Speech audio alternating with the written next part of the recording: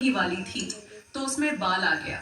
दूसरा कौर खाया तो उसमें कंकड़ आ गया। और जब तीसरा कौर खाने लगी तो ससुराल वालों से बुलावा आ गया कि उनका बेटा बहुत बीमार है और बहू को जल्दी भेज दीजिए। अब माँ ने अपनी बेटी को ससुराल भेजने के लिए कपड़े निकाले। 3 बार बक्सा खोला तो तीनों ही बार उसके हाथ में सफेद कपड़े आए। तब लड़की सफेद कपड़े ही पहनकर ससुराल के लिए रवाना हो गई। माँ ने सोने का एक सिक्का उसकी साड़ी के पल्लू में बांध दिया और कहा, रास्ते में सबके पैर छूते हुए जाना और जो अमर सुहाग का आशीर्वाद दे उसे ये सिक्का देकर पल्लू में गांठ बांध लेना।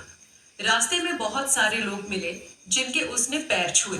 सबने आशीष दिया पर अमर सुहाग का आशीर्वाद किसी ने भी नहीं दिया।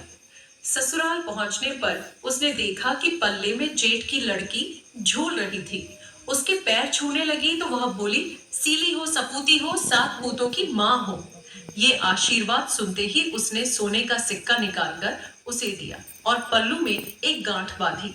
घर के अंदर प्रवेश किया तो कमरे में अपने पति को मृत अवस्था में देखा। उसने अपने पति को ले जाने नहीं दिया बल्कि वह अपने मृत पति को लेकर साथ रहने लगी और पति की सेवा करती रही।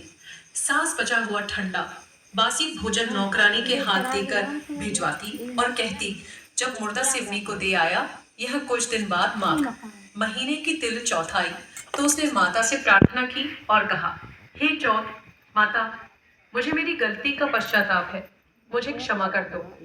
हे चौथ माता, मुझे मेरा सुहाग लौटा दो, मेरे पति को जीवन दान दो।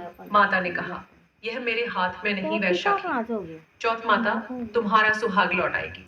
बैसाखी चौथ आने पर उसने फिर से प्रार्थना की तो चौथ माता ने कहा, भादोड़ी चौथ माता तुम्हें तुम्हारा सुहाग देगी।